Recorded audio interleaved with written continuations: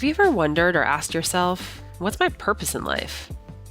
Over 6 immersive days at Date with Destiny, Tony Robbins can help you find the answer, providing you tools to shape your destiny and design the life of your dreams. Date with Destiny is Tony's favorite event. It's the one that you might have seen in the Netflix documentary, I'm Not Your Guru. Here's what happens at this event. You start by gaining a deep understanding of what truly motivates you. Then you identify the triggers that create pain and pleasure in your life and learn the strategies to eliminate pain for good.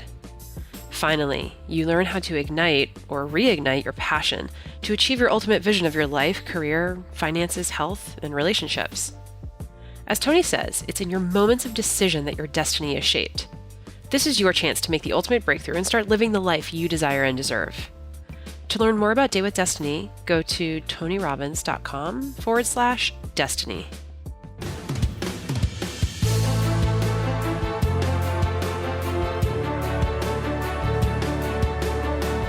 Be a man. Man up. Start acting like a man. These are things we hear all the time, in the locker room, in the media, in our own homes. We've been conditioned to adopt certain beliefs about what masculinity is, and we force it upon others and upon ourselves. But what has this cost us? Hey guys, it's Yoerg, editorial director for Robbins Research International. In this episode, I'm sitting down with entrepreneur, performance coach, and host of a top-ranked podcast, Lewis Howes. By all accounts, Lewis had always fit the cultural idea of what a masculine man should be. He was a 2-sport All-American who went on to play football professionally. He built his podcast, The School of Greatness, into a global phenomenon. And he was becoming financially and professionally successful beyond his wildest dreams. But he soon realized that his whole identity was built on these misguided beliefs about what masculinity was. Dangerous, false ideas learned from teammates and coaches in locker rooms and stereotypes in the media. And like so many men, Lewis grew up to be angry, frustrated, and always chasing something that was never enough. So at 30 years old, Lewis began a personal journey to shed the many masks that he and so many other men wear, and to discover who he is at his core. He sought advice from some of the world's best psychologists, doctors, and household names like Tony Robbins, and he documented everything he learned in his latest book, The Mask of Masculinity: How Men Can Embrace Vulnerability, Create Strong Relationships, and Live Their Fullest Lives. We talk about the ultimate emptiness of the material mask and the man who chases wealth above all things. We discuss the cowering vulnerability that hides behind the Stoic masks of men who never show real emotion, and the destructiveness of the invincible and aggressive masks worn by men who take insane risks or who can never back down from a fight. Lewis also opens up about his own struggles with the masks he's worn, and how he's learned to break through the walls that held him back so he could truly find himself, and ultimately, how he could find true happiness. Enjoy the episode. Lewis Howes, welcome to the Tony Robbins podcast. Thank you very much. I appreciate it. It's so exciting to have you on the show. Yeah. One of the reasons we were really excited about this is because your new book, The Mask of Masculinity, is something that we believe that everybody can benefit from, men and women. But to start off, I'm kind of wondering, you had this great book, The School of Greatness, and that had extraordinary success. But clearly this has been stewing with you for some time because now you're putting out this book, and we're sort of wondering, this is something that has sort of boiled to the surface. A lot of people are talking about masculinity and some of the inherent issues that we're having as a society with traditional concept of masculinity. But why now? Like, why did you decide to add your voice to this conversation and talk about your personal experience and share the learnings of everybody that you've been interviewing? Well, for 4 years ago, I finally opened up about a secret I'd had for my whole life, for 25 years, and I never told anyone, and that was being raped and sexually abused by a man when I was 5 that I didn't know. And for 25 years, I held on to that along with the anger, resentment, and frustration of, just being bullied as a kid, like I think most kids get. I was in the special needs classes I was dyslexic growing up, and I couldn't really comprehend or understand reading, writing, just any type of studies. It was really challenging for me. I was picked last a lot on sports teams. So all these things kind of boiled up. But I never told anyone about the sexual abuse until 4 years ago. And I had a moment in my life where I was going through a challenging breakup where it was kind of one of those 8-month breakups that you couldn't actually cut the cord. You just kept getting back together and breaking up. And one of those experiences, I didn't have the emotional capacity to leave, to end it, and to be alone. I felt like I couldn't find that intimacy somewhere else, and I was scared to lose it. And that, with a combination of just getting more angry a lot of times, I felt more and more defensive throughout the process of this relationship breaking up. I felt so guarded and defensive when people were saying things about me online, about my work. When I would play sports, I'd play a lot of pickup basketball. I just found myself constantly wanting to fight people. I was just always defensive, wanting to fight people, and I didn't understand why. And it was until one day I got in a pretty bad fight on the mean streets of West Hollywood, California, in a zero stakes basketball game. I lost it. I got in a really bad fight with someone I was guarding, ended up putting him in the hospital. He was okay, but we were both after each other, kind of going back and forth. And I just kind of snapped and lost it. And that was a big wake up call for me, where I was like, who am I? Why am I allowing my anger to get the best of me in something that doesn't matter? Even if it did matter, I shouldn't let my anger get the best of me. And why? I just didn't understand why. And the majority of the time, I was a loving, happy, joyful, passionate man. But for some reason, there were these things in intimate relationships and things when other men would, say things to me that would trigger me and just blow me off. That's when I started to discover and do a lot more work. I went to UPW. I went to other emotional intelligence workshops. And there was a workshop I went to where I finally opened up about being sexually abused. There was a moment after a few days of the workshop where we had covered a lot from our past and parents' challenges and relationship issues, and it was very vulnerable, and people were crying. And there was a moment where the trainer said, "Okay, we've covered everything from the past, and if there's something you haven't shared yet, we're moving forward in the future. So now is the time to talk about it and address it. Otherwise, forever hold your peace," type of moment. And I walked through in my mind. I was like, my parents getting divorced, I've addressed that, and them fighting all the time as a kid, me getting bullied and picked on and feeling stupid every single day in the special needs classes. My brother went to prison for 4.5 years when I was 8, so I didn't have friends during that time. And that time I was raped by a man, and I just kind of was walking through my mind, and I was like, oh, wait a minute. Why have I never addressed this ever to anyone in my life, this time of this sexual abuse? Why was I so ashamed of it? Why was I so embarrassed by it? Why was I so guilty that this had happened? And I just felt like I had to share in that moment at this workshop. And so I walked up in the front of the room. I didn't even raise my hand. I just stood up and walked to the front of the room. And here's the thing. I wasn't able to look anyone in the eyes. I stared down at the ground the whole time. And for the first time, walked through the moment step by step of that time when I was 5. And after that, I walked back to my seat, sat down, and it was like this eruption of tears that I have never experienced. It was just like I couldn't control my body. I couldn't control anything. And so grateful that these 2 unbelievable women were sitting on both sides of me. And they were just like holding me. They were crying. We were crying. I ran out of the room because I was just kind of like embarrassed. I was just like, no one's going to accept me. I feel miserable. I ran out of the room outside of this kind of hotel conference ballroom area into the outside to get some fresh air. And there was a wall, like a fence type of wall thing, just past a kind of a back street that I ran to and put my head against the wall, put my arm in my face because I was like embarrassed to look up. And I was just crying. And one of the most beautiful things that probably ever happened in my life was what happened next. And one by one, all the men of this workshop, there's about 50 people in the workshop, came up to me and looked me in the eyes with the most vulnerable, loving, energy and just continue to tell me things like, you're my hero. Like, you're my hero. I went through something when I was younger that I've never told anyone. People who didn't go through sexual abuse were just like, wow, I've been judging you. I've been thinking of you as a certain person, but that just takes so much courage. And I've never had the courage to share certain things about myself. People were like, I trust you fully with my life. Like, I will follow you anywhere. Just the things they were saying to me, I was like, really? Like, you mean me sharing the thing I'm most terrified of and just opening up about something that I'm not proud of is bringing me deeper connection and relationship with these people in this workshop? And I was like, wow. So little by little, like, I went back in the room, and sorry, I'm taking a while to describe this, but I went back in the room, and it took me a while to kind of like feel okay.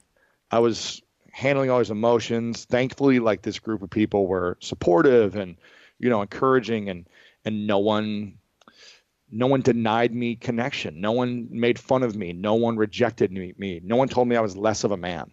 And I think I was always trying to defend my masculinity and defend my manhood from kind of a combination of all these experiences.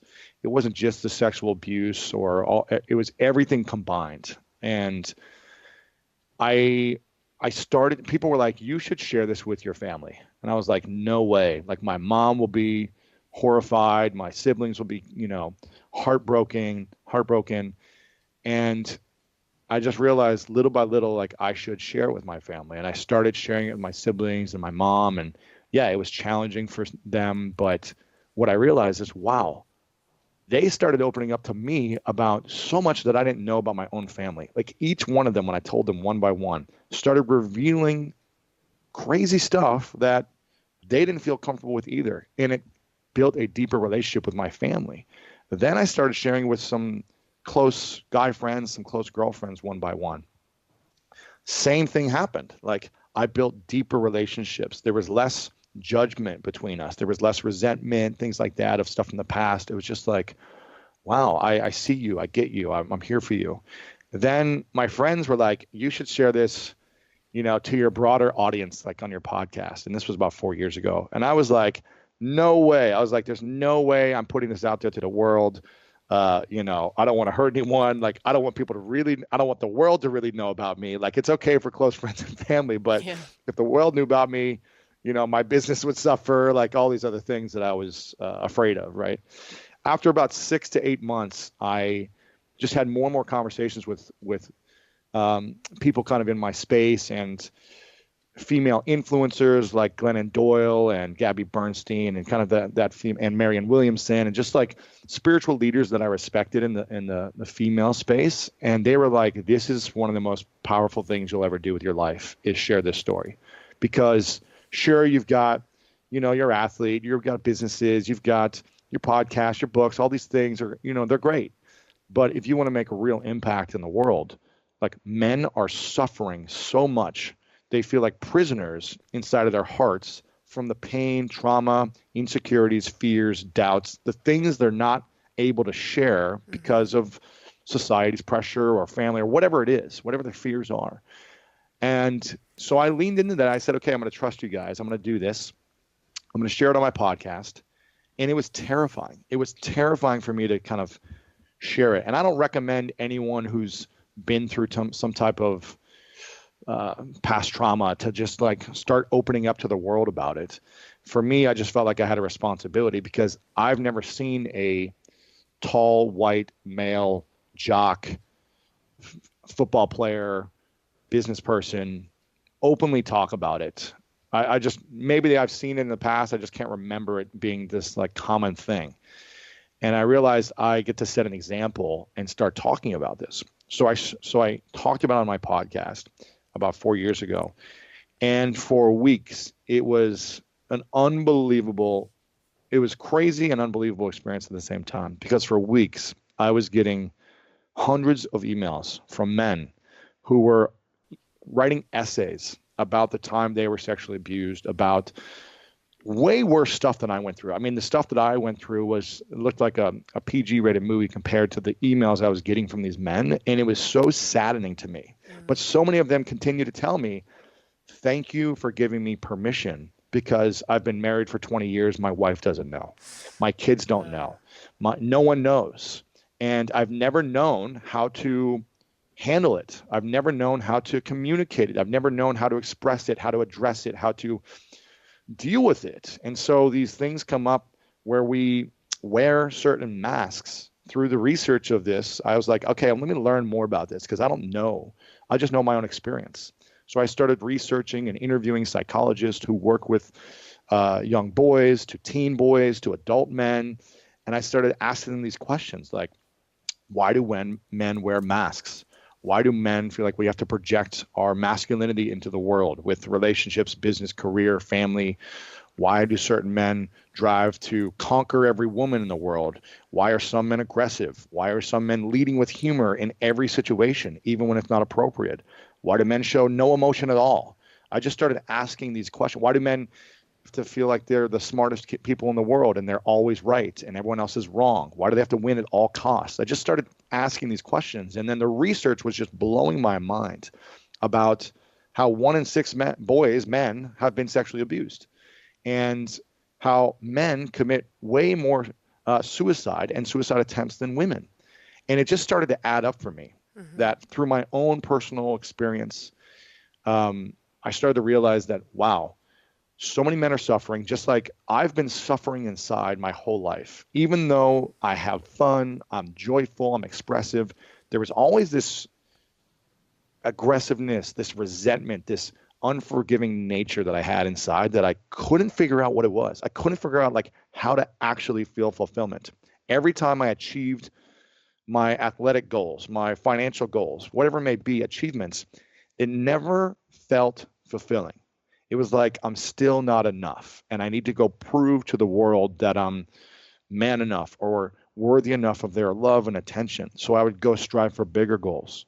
And the pattern would continue. And I was like, why am I frustrated? Why am I angry? Why am I unhappy in these moments when everyone else is like saying, wow, you've got it, Lewis. You've made it. You hit the New York Times list. You've made millions of dollars. You were a professional football player. You've got the life. But for me inside, it was like, but I'm suffering and I don't know why.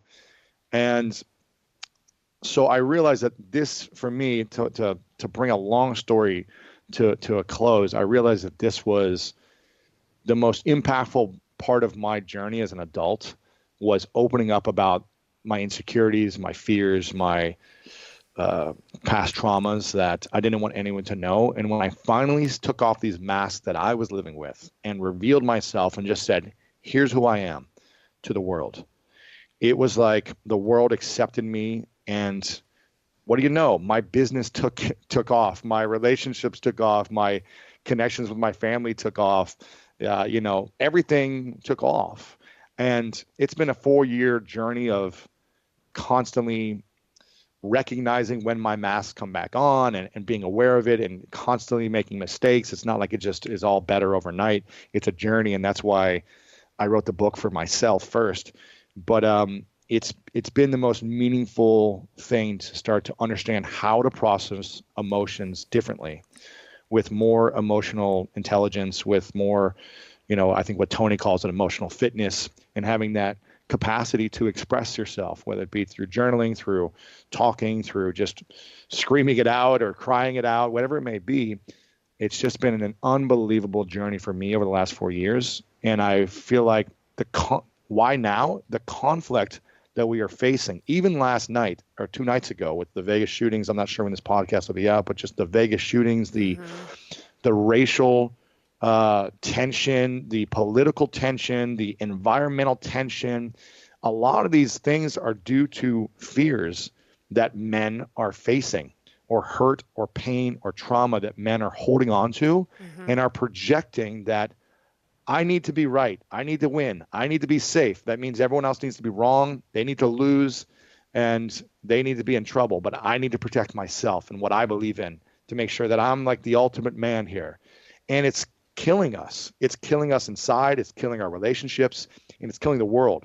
And that's why I feel like this is the most important thing that I could be working on. It's the scariest thing for me to talk about, because in every you know, every interview, every chapter of my book, I knew that I had to go there in every case as an example for how I've failed as a man or a human being to really resonate with other men and show that, like, hey, I'm showing all of myself, everything I'm embarrassed of, ashamed of, guilty of, all the lying, stealing, cheating, hurt that I've done to myself or others. Here's what it was. And here's how, in some ways, it worked.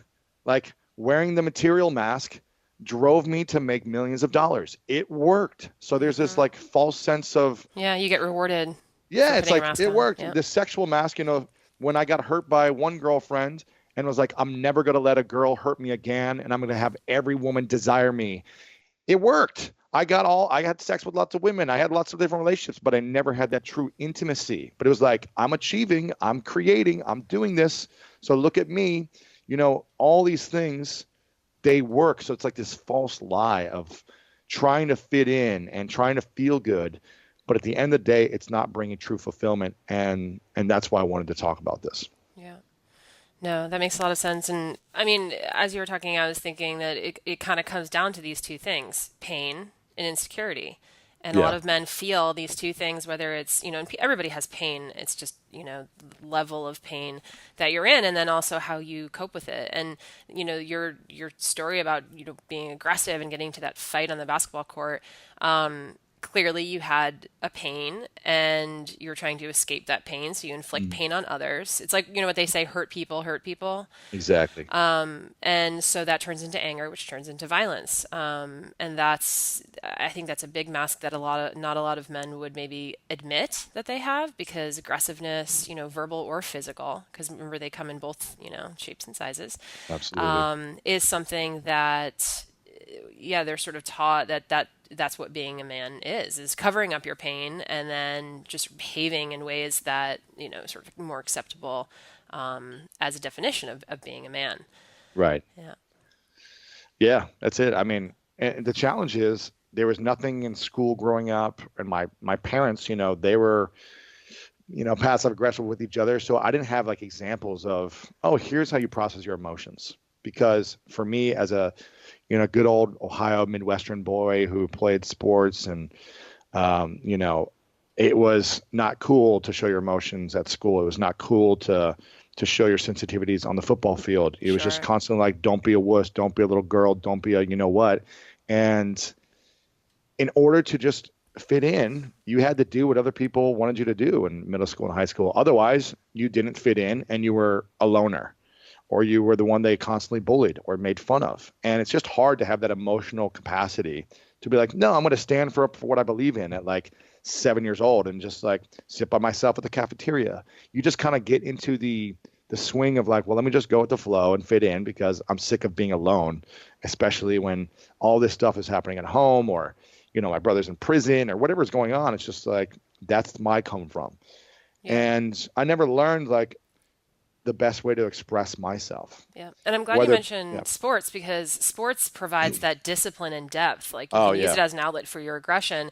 But a lot of, I mean, I was in high school in the Midwest as well and played a ton of sports. And it's that feeling of, you have all these emotions. And, as a girl too, right? I had lots of girl friends.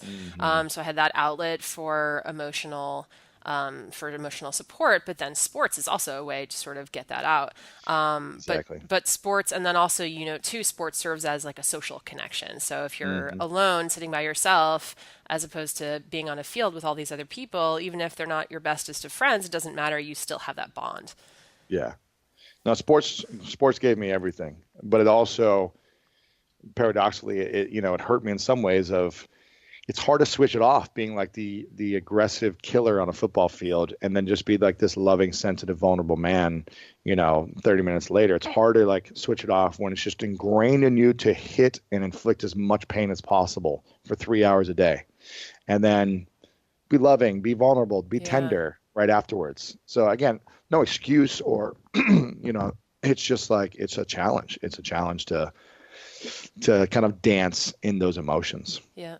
And you mentioned your parents were great parents, but they were just doing the best that they could. And That's it. I know, I mean, I have two little boys, and one of my fears is that I'm not going to, A, protect them from pain. I mean, that's every parent, right? They want to protect their kids from experiencing pain.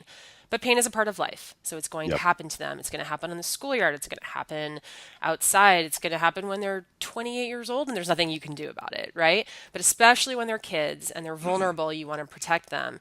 But you also Right. want to be able to nurture them and you want to be able to give them those emotional tools.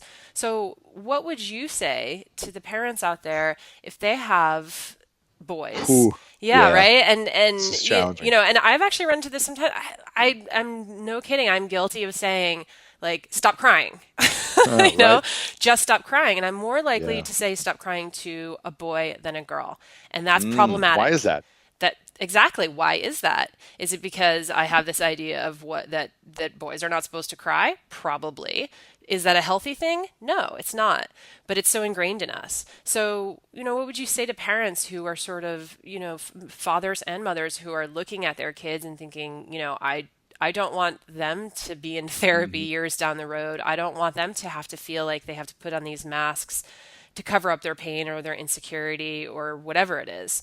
Yeah, I think it's first being aware of like your language and your energy towards the young boys in your family because I mean, I was probably one of the most sensitive kids. Like I was just as sensitive as any young girl, maybe even more so. I cried all the time as an early kid. I remember just always feeling like, alone, and I was the youngest of four, and I felt like no one, wanted me. Kind of the similar things that probably all uh, last childs feel, right? I just felt like Yeah. I was by myself. I was like too young to get it from any of my older siblings or whatever. Yeah. And Can I ask you something? Because Tony yeah, that would completely ask this question. So, out of between your father and your mother, whose attention and love and care did you crave the most? Like, who were you always trying to please and gravitate toward? you know, to be honest, I'm not even sure to be honest, because I would think I was just like wanted anyone's attention. I was just like, Mm-hmm. You're like, hey, look at I me. just, I just wanted anyone's attention. I remember like 5, 6, 7 years old. I would wake up in the middle of the night screaming, crying, like crying for my mom. So I would wake up and like cry for my mom, and I wouldn't stop screaming and crying until she would come and sleep next to me. Like that was, vividly remember that. I don't think I've even told people this because it's like a mask that I don't want people to know that I used to do this as a kid. But it's Yep, like I but this is so remember, normal. This is yeah, so completely normal. I This would, happens to I would, everybody. yeah, I would cry and be like, "Mom," like screaming, "Mom," like the top of my lungs Yeah. until like someone was trying to kill me until she came in and literally started singing lullabies to me, like Somewhere Over the Rainbow, or I remember she would sing Fievel to me. What's the song in Fievel? Oh, Somewhere Out There, or yes, somewhere out yes, there. she Yep. would sing that song to me. I Oh, that's the vividly remember best. this, and it would put me back to sleep. And then I would literally like snuggle and like spoon my mom because I was just like so terrified to be alone. Yeah. And I think maybe I just didn't feel like I was getting, they were there for me. They tucked me in, they told me they loved me, all those things. But it was a story I was telling myself that I wasn't getting the attention I wanted or needed or whatever. And I think I was always afraid of my dad. My dad was like the larger than life. He worked late hours, like, and he just never seemed happy until I Yeah. was about 13. He was always frustrated. And I think it's because, he and my mom got married when they were like 19 because they got pregnant and they had to give up on their dreams to provide for their kids now. And I think he was just kind of always resentful that he wasn't able to live his dream until my parents got divorced when I was a teenager. Then they were both like the happiest ever. So I associated like marriage with unhappiness and Mm. anger and Mm-hmm. then freedom when they were divorced. I was like, why would I ever want to go through that experience again where I felt, I saw my dad and my mom feeling trapped, like they weren't able to do what they wanted to do. They just had to work all day for the four kids. And What I was like, mask I do you don't think want your that. father was wearing? Oh man, he All of them? was, yeah, I mean, he didn't really use humor much, so he wasn't wearing the Joker mask, but he was aggressive. He wasn't really materialistic. He was a know-it-all for sure. He Mm. was the one that made you feel dumb, and because Yeah. he wasn't trying to, but he was just like an encyclopedia. He like won Scrabble games every time. He like knew what every word was in the Latin meeting, and he used his intelligence and his voice, like his loudness, to just make you feel like, wow, he's smarter than me. And yeah, so, and some of the alpha mask. So for me, it was just challenging. It was just challenging because I think I wanted everyone's approval. I'm not sure. I'd cry for my mom. I was afraid of my dad until I was a teenager. Then he transformed into the most loving, giving father. Like, Wow. it was unbelievable what happened. He transformed. It was kind of before they got divorced. He started going through some of his own emotional intelligence training. He started letting go of his own traumas and pains, I believe. And so for about 10 years, I had like a best friend. Like, he was always there for me, supporting me, until he got into a really bad car accident when I was 22 and was in a coma for 3 months. We didn't know if he was going to make it or not. He's still alive today, but he's not emotionally there. He's not the man he was. And it's like kind of talking to a teenager who forgets things every day. He forgets me and the past, and kind of just doesn't care about life as much anymore. And so it's like my father died, 10 years ago, but it's, even though he's still around. So that's a whole nother story of like what it's like to essentially lose the emotional relationship with a father, and what that, triggered in me to start unlocking something in myself as well. Yeah. Well, it sounds too like your emotional relationship with your father started late. And that's something Yes. I think every guy out there who's in his 30s and 40s and is, has children or is thinking of having them, or even just in his relationships with his, his partner, or even at work, just the people around him. When you start tearing off your masks later in life, it's like a rebirth, right? You Yeah, sort of, exactly. you no longer have to be on all the time. And there's actually a quote from John Updike that you have in your book, and it's celebrity is a mask that eats into the face. It's Yeah. kind of disgusting, but Yeah. Right. right. But it's that feeling that you're never really yourself. Exactly. And I guess I'm sort of wondering, for guys who undergo their emotional journeys later on in life, it's clear the impact it has on their friends and family, right? It's Yeah. clear that, especially in your case, you established this relationship with your father that you could not previously have done before. Right. Yeah. Exactly. But do you think that, is this how men feel all the time? Are they aware of it? And That's the thing. I was not yeah, aware. I was just yeah. like, why am I angry? I was like, but I never even thought like, why am I angry, until all these things happened at 30. It was just kind of like a collection of events where I was It's like a perfect achieving at the, storm for a yeah, well, I was breakthrough. just like, Yeah. I was achieving everything at the highest level in my career. I was overcoming those obstacles. I was like building a brand. People were recognizing me. I could, in my head, like go pick up any girl I wanted to, with my ego being that big. Then I was like, oh, I can do anything I want. Like I'm doing it all. And yet, why was I so unfulfilled, like constantly? Like, why was it never enough? Why couldn't I celebrate my wins? It was just like, no, it's not good enough. We need to go prove that I'm worthy to everyone else even more. And I'm not sure if this is what every guy feels. I don't want to generalize it, but I feel like Mm-hmm. a lot of guys aren't aware of the things that are holding them back emotionally. They just feel like, from my own personal experience, we just feel like this is the way life is. Yeah, status And quo, right? This is yeah, it. and until we go, I think we need an interruption. This is why when people go to Date with Destiny, it's like this is a massive interruption for a week where people are seeing themselves in a mirror for the first time, and are seeing examples of other people opening up, and seeing ways that they've been hurting themselves their entire lives for the first times. And so it's like an awakening. It's like, wow, I'm now aware, but there needs to be some catalyst, some opportunity for breakthrough. And until there's either a breakdown or a big transition point in life, most people, it's a near-death experience. It's a death in the family. It's a cancer scare. It's a breakup with a marriage where it's like, okay, now I'm awake. Something isn't working. Mm-hmm. Now I need to figure it out. And so for me, things were working on the surface. Like, I was getting results. So I was like, no, my life is good. But on the inside, I didn't have the inner peace and the inner fulfillment. I wasn't living in, a beautiful state. Mm-hmm. Uh, and for me, I just didn't know why. I was like, what is going on? So it took me that that catalyst. And to answer your question before about what should parents do or how should Mm-hmm. they connect with their young boys, I'm not a parent yet, but what I can speak to is from a son's point of view. All I really was looking for was acknowledgement and like someone to look me in the eyes and just acknowledge me for the good that I was doing as a kid. And I think you even mentioned it, that you'll catch yourself where you'll be like, stop crying to like a young boy, Mm-hmm. as opposed to focus. And I get it. Like as a parent, you're like running around, you've got tons of stuff going on, and a kid's crying for like 2 hours. You just got to be like, okay, I can't deal with this. But when you can, when the things have like settled down, find a time. Maybe it's a weekly, maybe it's daily, where it's just a moment where you get to acknowledge, like, I'm so proud of you for this.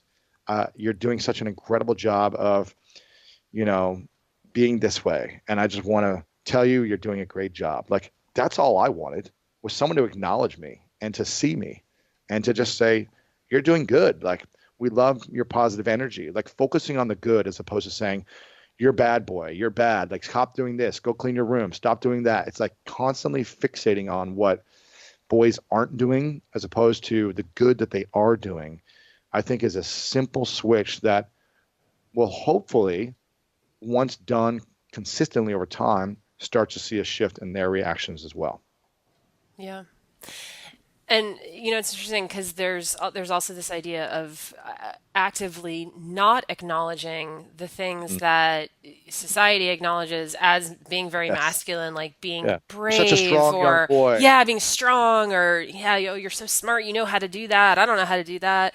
That's such a funny joke, or Yes. that those are the types of things that reinforce the behavior that they then sort of perpetuate in their adult Yeah. life. Yep. But I think like, a well-rounded human is what we should all be focusing on. Someone who is, smart and strong, but also who can be tender and vulnerable and artistic and, incorporating these other parts of language and culture and music and arts and dance into all of our children, not just like, okay, girls are going to be involved in dance and Barbies and boys are going to be in soccer and whatever, football. Mm-hmm. It's like, how can we incorporate more of building, well-rounded, I call it decathletes of life. I was a decathlete in college, and I call it like, I feel like I'm a decathlete of life. I'm just constantly trying to learn new skills. I'm Mm-hmm. playing guitar, salsa dancing, learning Spanish. I'm just trying to learn different things that normally a guy that looks like me, you wouldn't think would learn. Who's this like tall, white, 6'4" jock guy. You're not going to see that guy in a salsa club, but I've been salsa dancing for 13 years. You're not going to see that guy doing certain things, tap dancing. Like, I'm always trying to learn new things that could make me see things differently, have a different perspective about what people who do these things are thinking and feeling. Because I think as a, as an entrepreneur and as a business owner, like to be a great leader for me is to understand people from where they're coming from, not for hoping that everyone understands me for where I'm coming from. And I think that's how I'm able to build what I want and create what I want, is to understand people. So I don't know. Yeah. Well, Lewis, I wanted to go through because you've got these 8 masks here, and I picked 3 of them that I thought were the most interesting from the female perspective because Cool. they are masks that I think a lot of women, if they're dating or if they're getting to know men in their life, even outside of the dating world, that these are some of the most prominent. These are the ones Mm. that we feel like, Well, let's hear are it. the Yeah. most emphasized. Sure. Sure. And then there are also masks too that I felt were pretty, that could be very destructive Mm. when they're taken sort of like to their limit. So the first one is the Stoic. Right. Yeah. So it's this idea of being a hero and having, strength and confidence. It's this stereotype of like, the first responder. And while I agree that, so my feminine energy response to that is like, ooh, the protector, right? And I don't know, speaking of the Vegas incident, I just read this story that really brought tears to my eyes. It was this couple. They'd been married for over 30 years. They were at the concert and the Oh. shooting started, and the husband literally threw himself on top of his wife No. and died because he took the No. bullets for her. Yeah, I mean, it's literally Oh he my took a God. bullet for his wife. And I just, Oh my God. and so, and I'm getting emotional just thinking of it now, but it's not I mean, it's romantic, okay, and that's the word that we use to describe that.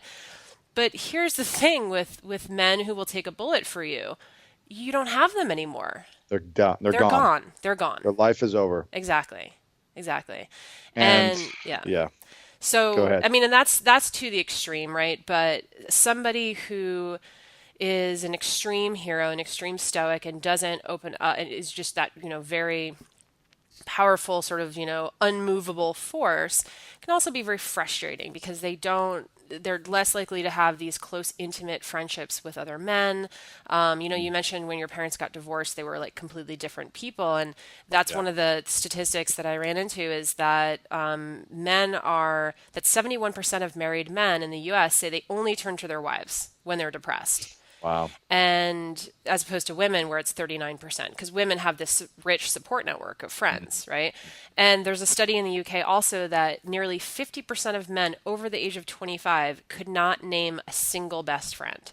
So if they Wow. need somebody to talk Oh my to, gosh. yeah, right? Like if they lose their business or there's problems in their business, they're battling cancer, they lose a loved one, they have no one to go talk to. So through things like divorce, breakups, or if they lose someone, that they really are alone. And that to me seems so destructive because then they don't, then if, yeah, I actually don't really know what to say about that because it's so sad to me.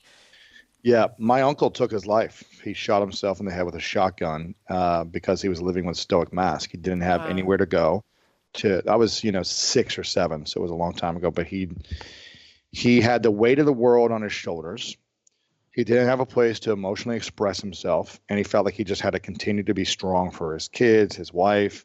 He had a big accounting firm that he had to manage all this money, and he just had to always have it put together, suppress those emotions. No, there could be no crying, no feeling. He just put up a wall and tried to like take care of everything all the time. But the thing he forgot to take care of was himself and Hmm. his emotional freedom. And one day he couldn't take it anymore. So he said, I don't know how to process these emotions or these feelings or whatever he was saying to himself. And he said, the weight is too much for me to carry. Boom, I'm dead. And this is the reason why a lot of men, commit suicide. They don't feel like they have a place to emotionally talk to where someone can see them and listen to them and accept them and acknowledge them. And this is why, the studies are true. A lot of men don't have these best friends they can talk about. Or women, it sounds like, from my understanding, you are constantly expressing feelings with other girlfriends and Oh, have lots yes. of good best friends. And so it's It like never on a stops. daily basis, you're expressing, you're verbalizing, you're communicating, you're releasing, and you don't feel like you have to wear the weight on your shoulders alone. Like you can share it with other girlfriends and talk about it. Yeah, we're And very men, self-aware of yeah, our own wellness as well. I mean, sometimes yeah, I think there are some instances too where you see women self-sacrificing. But then you can go online and read all the mommy yeah, blogs like, oh, how important it is to take care of yourself before you take care of your family. And with guys, every woman wants to feel taken care of. That's true, but we want a guy who can take care of us, but can also take care of himself. yeah, Right? So exactly. yeah. And here's what I talk about the Stoic mask. If the Stoic mask is something that resonates with a man listening right now, or to a woman who's with a man or a father or brother or son who wears a Stoic mask, what you can expect is what you're suppressing is creating disease of the heart, the mind, and the soul. And you need to clear this by exposing what you're covering up to the light of openness, honesty, and vulnerability. But if you're essentially a heart attack waiting to happen. If you are living with a Hmm. Stoic mask, you're creating disease within your heart, and there's zero emotional freedom. You're a prisoner to your feelings. And once we take off the mask, it's like a weight is off your shoulders. You can have deeper relationships with both men and women. You can start to heal. You can have a healthier heart because I can guarantee your heart is probably palpitating a lot if you live with a Stoic mask. You have the permission to feel finally, and you can finally feel that acceptance and a belonging and not just feel like you're this man on an island trying to take care of it, and no one can understand you. So that's the challenge is like, yes, it seems romantic to, cover you up your wife. And who knows what that situation was. Yeah. Maybe it was such a split second that nothing can happen. But like, what's the other option? Can you run and hide to like safe place where you both live, where you both win, as opposed to Yeah. something else, metaphorically speaking. Or even, on a, everyday level too, you mentioned that guys who have the Stoic mask are heart attacks waiting to happen. Well, you Yes. don't have to take a bullet to pass away Yeah. early, right? I mean, Yeah. there are a lot of women who become widowed at a younger age because the guy just kind of worked himself to death or was just carrying all of this stress. And probably all in the name for his family too, right? I mean, Exactly. it's not a selfish thing. He's probably thinking, okay, I need to provide and I need to handle this stress on my own. I don't want to put this burden on my family, but then ultimately it ends up becoming the ultimate burden, you know? Exactly. Exactly. Yeah. So that's a very intense one. Let's move Very, on to one very that, intense. Yes. Heart yes. attacks waiting to Yeah. happen. Whew. Yes. This next one I think is also fairly universal and it comes in various Before, degrees. Oh actually, yeah. originally, sorry, I don't want to Mm-hmm. interrupt you, but Sure. before we go on to the next one, I Yeah. wanted to make something clear Yep. that I think, from my personal experience and the men that I've talked to, the reason why some of these men, if you're a woman listening, yes, each human being has responsibility for their actions, their decisions, everything. But just to let you know, women, that men are easily influenced by the women they're attracted to in a relationship as well. Mm. So I think it's mindful for you to be aware of the actual influence and impact you have on the men in your life. Because a lot of times men just want to please women to make women happy. And when they're not happy, they want to shift in a way to like figure out a way to make them happy, sometimes to their own detriment.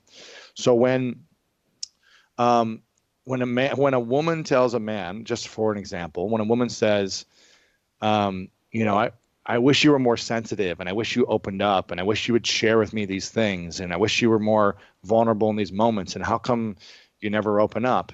And then when the man starts to do that and the woman says, well, I just need you to be strong in this moment for me right now. I need you to be put together because you Mm. can't be falling apart right now because I don't know what's happening in Mm-hmm. my life. And I just need you to be strong and I can't deal with this right now. So you need to show up strong and freak out. And then the guy's like, you just told me Yeah. you wanted me to open up 3 days ago. Yep. Now I'm scared about something and I want to talk to you about it.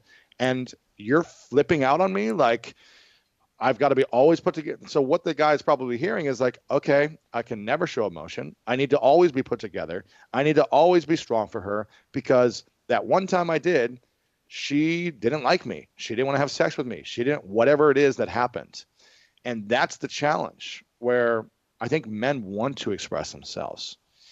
But through conditioning of a lot of things, I'm not just saying the woman is to blame for this. I'm saying for conditioning over a lot of years of everything, it's hard to. And if there doesn't feel like there's a safe space where the man can feel like he's still a hero for opening up and he's still desired sexually and he's still strong, then you better believe he's probably never going to open up afterwards.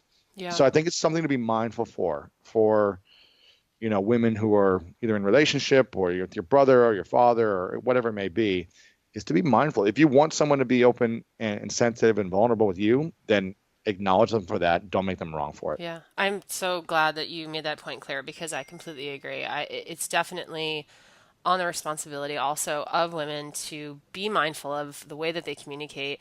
And I think sometimes, because I'll give you my perspective, sometimes don't if we don't get an immediate gratification and if their Uh, behavior doesn't shift immediately, we yeah. think they're just not listening to us. Uh-huh. So if it manifests itself a few days later, we've already forgotten.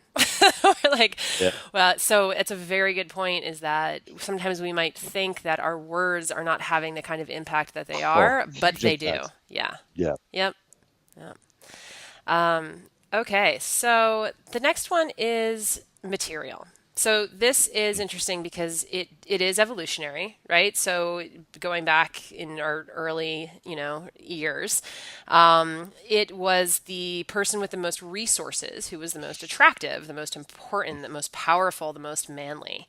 And you lay this out in your Tai Lopez example, which I thought was brilliant, because it's something that a lot of people look at and feel it's very polarizing. I'll put it that way, and I'll let you explain it. Yep. Yeah. But I love that the conclusion really that you drew at the end of that chapter was that if all people see is your money, then they don't see your ideas. They don't see your real Yeah. value. They're sort of money casts this shadow over who you are as an individual. Exactly. Having They don't see your heart. They don't Yep. see your heart. And so, but that's what I'm wondering though, is because I think this idea of building material wealth does feel like a very masculine trait. So yeah, I was Yeah. wondering if you could sort of explain where does that come from and how should we be coping with that? Yeah. I mean, listen, again, for me, when I was broke on my sister's couch, 8 years ago, I was sick and tired for that year and a half of having zero money, relying on my sister to feed me, to house me, and just feeling like a worthless man. I felt like I was just worthless. And so I decided I was going to figure out how to get rich. I was like, I'm no longer going to feel this way. I'd never want to feel scarce the rest of my life. So I'm going to go to make as much money as I can. And I started doing whatever it took. I started finding, rich mentors. I started studying it. I started building a business. And it worked. Within a few years, I started making my first $1 million. Like, I kept growing it. I had tons of money in my account. It continued to work. And I was like, wow, this works, putting on this material mask. But what was happening to me was I gained 60 pounds. I was like constantly unhealthy. They started calling me fat. They started calling me Fluis for Fat Lewis. And it was just like I didn't have any relationships and everything else in my life was suffering, but I was like projecting this kind of material life that I was now new to, and like how amazing it was. And what I realized, and in this book, I make a lot of examples of different men who wear these masks. And my goal is not to make anyone wrong or bad. My goal is to bring to light of like, how is it working internally for your fulfillment? How is it making an impact in more than just your own life, but for the world? And so I look at some people, especially with Instagram and social media today, there are some of these younger men who are just constantly flashing like their nicest watches and their cars and their houses. And you're attracting people based on what you're putting out there. And if people are attracted to you based on those things you're putting out there, and that's where they want to spend time with you, then they probably don't care as much about how thoughtful you are, how kind you are, your heart, how giving you are, how generous you are. They're more attracted to those material things. And so I think it's just to be mindful and aware. And listen, I'll post when I'm like flying first class or that I'm on a, private jet with Tony, and I'll post these things and talk about like the nice things that I have in my life or whatever. But it's not like a constant daily thing. And it's not coming from a place of, look at how much money I have. It's coming from a place of like, hey, this is just my lifestyle right now, and let me find a way to bring some meaning or inspiration behind something. So when I'm focused on the material mask in an unfulfilling way of giving back and living a life of service and on a vision towards my life, I just feel very unfulfilled. And the money was never enough. I was like, I need to make more. I need to make more. I was like, how much more do I need now? I'm like a 24-year-old kid in Ohio. Like, I didn't need more money. I was just afraid that if I was broke again, that people wouldn't love me or accept me. And it's kind of like, I think about those material masked men. If they lost all their money, would the friends leave as well? Or would the friends still be there for them? And did they attract friends in the wrong way? And did they come to their house and driving their Lamborghinis with them because they're driven by the material mask as well, or because they care about who you are as a person? So that's just something to be mindful of. Yeah. That works for females too, because I remember also being sort of taught by my parents at a young age, it's like if you attract if your friends, because I had a friend who had a pool, and I was like, oh, everybody's always going over to her house for the pool parties and Uh-huh. everything, so I think that's a pretty She universal. was cool because she had Yeah, the pool, and she was like exactly. desirable because she had the money. But then if Yeah, she but if didn't the have the pool goes pool, away, right, would you what's the guys all go value? hang out with her? Exactly. No, we Or was she wouldn't. like a mean girl that actually like made fun of everyone at her pool Yeah, and she was kind of a made mean everyone feel girl. like, yeah, it made everyone feel like crap, as opposed to like just this generous giving soul that Yep. you're like, I want to hang out with you even if you have nothing. Yep. And I think that's where it comes down to. It's like if we're building wealth to have friends and to like show our worth to the world, yet we have zero self-worth and zero value to give besides the money and material things, then when that stuff's gone, like I don't know. I just don't Yeah. know many people that would stick around for that. Yep. So, Lewis, the last one is well, I'll start this with a little story. So, there was somebody at work who went on a date with a guy, and we all asked her the next day, "How was your date?" And she said, Mm-hmm. it was tricky because usually, like I'm the one who does quite a bit of talking, and I enjoy listening a lot." And she's like, "But it's such a clear delineation. There are dates I've been on where the person's talking, and I feel like they're really opening up to me, and they're telling me about who they are, and it's not like they're telling me their resume, right? Like they give real Yeah. emotional experience to the date." She said, "But this one, man, like I just felt like he was mansplaining himself, and not mansplaining like how to do certain things. He was like mansplaining himself. Mhm. Like, let me tell you about me and Yes. more about me, and you probably don't understand me, but I'm going to explain it Hmm. to you very carefully about me." And so I was thinking about, sort of this idea that you bring up in your chapter on the know-it-all, Yes. about how there's a reason, and Mike Rowe had told you this, there's a reason why people have two ears and one mouth. You should be Yeah, exactly. listening, twice as much Yeah, as you're talking. But exactly. there was an interesting part too where you say, guys, directions are for pansies, and you always have to act like you know what to do. And I actually even ran into this myself. Like I was trying to figure out how to do something, and my friend's like, there's YouTube tutorials on that. Like I'm just gonna watch one and Right. I'll figure out how to do it. I'm like, all right, that's fine. But there is something to be said about admitting that you don't know what you're doing. Right. And, you use the example of James Altucher as well, and admitting failure and how successful people know how little they know. Yeah. So, yeah, I was sort of wondering what's been your experience with this, and what would you sort of tell guys too who think, well, I like knowing what to do, and I want to be able to talk on dates and not Right. feel like getting critiqued for explaining too much. Exactly. Here's the thing. I mean, if you're always projecting that you have the answers for everything and you're the smartest at everything, I just feel like it's really hard to relate to that person. It's hard to connect to that person. It's hard to feel comfortable and safe around that person. So if you want to build an intimate relationship, you'll make other people right as well.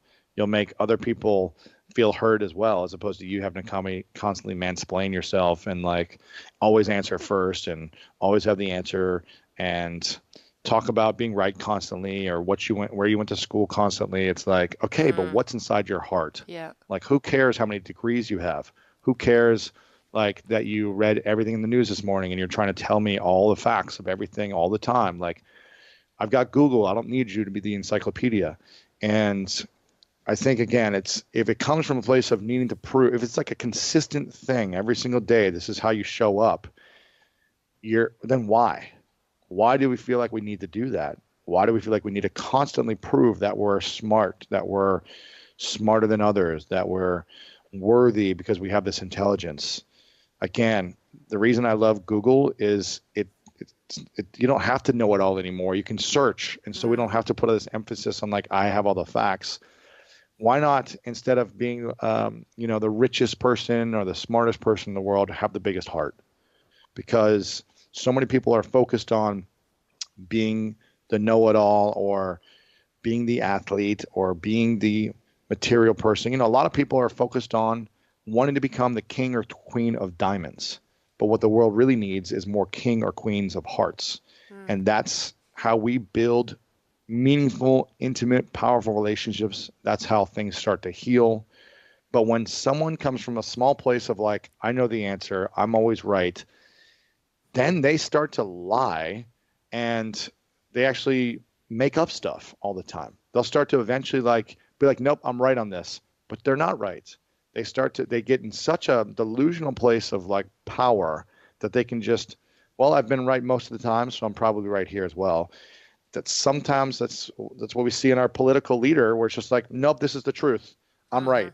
It's like, okay, you're making everyone else wrong by having this mentality. And it doesn't build relationship. It doesn't build trust. It doesn't build community. It disconnects you from the world when a man does that. So, I mean, again, she probably wasn't excited. The coworker probably was not like, yeah, I want to go on another date with this guy like right away. Yeah, not at all. Maybe she did, but it's like, look at your, look at, based on results of how you're impacting someone else's heart. Yep. Are you connecting with them, or are you talking the whole time, just try to make yourself look good to them? Yep. So, what are some of the, based on these three, and then some of the other masks that you've been able to remove? I wonder if you could sort of tell our audience like what's waiting for them on the other side, like Oh because my it's gosh. painful, right? Taking them off is painful. Acknowledging, removing, but what? How do you feel different now that you've sort of completed this journey? I mean, each mask has its own benefit when you take it off of what you've been missing out on and what's available for you. But essentially, at the end of it, it's freedom.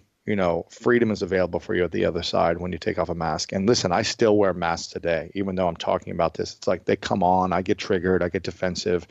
So it's not like I've arrived at this perfect man or something. It's just I'm so much more mindful when it happens, and I just take a moment, I breathe, I evaluate, I journal, I step outside, and then I take it off and come back into the moment and realize what's available. And it's, for me, it's freedom and inner peace and feeling worthy enough, feeling like you matter, having inner peace, feeling fulfillment in your life. Those are a lot of the things that men are missing at the core. Obviously, at different masters, feeling satisfaction with your achievements when, in the material mask, feeling worthiness, having more gratitude in your life, because usually when they're driven to make more money, they're not grateful for what they have. So it's constantly needing to make more. And, but at the end of the day, it's freedom, inner peace, self-worth. That's so interesting you say freedom because that is a big part of Tony Robbins's Date with Destiny event where Mm. we talk about masculine and feminine energies. And then, I mean, I won't give it away because everybody who has gone to Date with Destiny, this is like a culminating moment. But there is a moment at the end of the day where he talks about relationships where he plays a clip from a famous movie where people yell, Frida. Yeah, Freedom. there you go. See, you said it, not me. And it is so unbelievably powerful hearing every guy in the room Wow. shout that because it makes you realize that is ultimately what is at the core of all of that masculine energy. It's freedom. Mm. And I can tell you from a female perspective that women often can feel threatened by that. Like Ooh. we're turned on by it. It was interesting too because you look around the room and you see all the women like going, "Oh my God." but but it's a little bit scary. Intimidating too. Like freedom. What does he have the freedom to do now? Yeah. Yeah, right.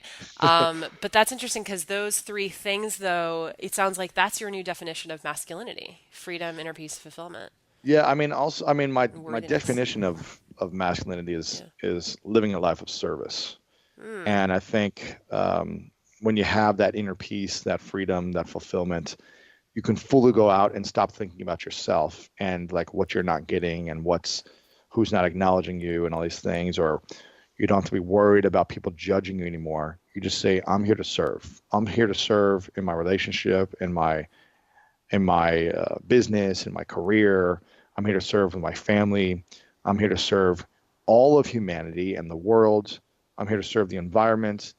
And most importantly, I'm here to serve and be in service to myself and the inner child that's been hurt and to the adult that's hurt, and make sure that I'm constantly taking time for myself to feel, to develop more confidence, to develop self-worthiness, all these things. Not just saying, okay, and this is what happens. I see this with a lot of women actually, where they're like, well, I've got too much going on. I've got responsibilities in my life with everyone else, my kids, my husband, mm-hmm. this, work, career, that I never take care of myself. So I'm 70 pounds overweight and I eat like crap and I have zero Yeah. I inner lost joy. touch with my friends. Yeah. Yeah. And I've Yeah. lost my sexuality and all these things Yeah. but I'm living a life of service. I'm constantly give, give, give, give, Yeah. give. It's called martyrdom and it doesn't serve anyone. Exactly. Yeah. And if you don't have 2 hours a day to take care of yourself or do something to like, feel good and move your body and eat well and have those rich, meaningful conversations with friends and family, because you're like, well, I just don't have time. then you don't have a life. If you don't have at least an hour, 2 hours a day out of 24 hours for yourself. So it's just about carving that out and making sure that we're just really clear on living a life of service as men, but also making sure we're healing the things inside of us that need the most healing. Yeah. Well, everyone listening, this new book from Lewis Howes, it's called The Mask of Masculinity, How Men Can Embrace Vulnerability, Create Strong Relationships, and Live Their Fullest Lives. And you just got a little bit of a taste of what is in this book, but there are 9 Tastes good. masks. And he goes through them very thoroughly, and it's really fascinating sort of learning about all these different facets of what we sort of have created as this, masculine construct. So it's really interesting. So pick that up. It's out in pre-order right now, but what is it? October 31st, right? Halloween? Yeah. Halloween, we take off our masks. It's a come as yourself party. I did not even make that connection, but now I did. That's great. Yeah. All right. Well, thanks, Lewis, so much for being on the podcast. Thank you so very much. The Tony Robbins podcast is directed and hosted by Tony Robbins and Mary Buckheit. Annie Yoerg is our editorial director and occasional host. The podcast is produced by Carrie Song and Tyler Culbertson. Jamie Carvajal and Adriel De La Torre are our digital editors. Special thanks to Diane Adcock for her creative review. Copyright Robbins Research International.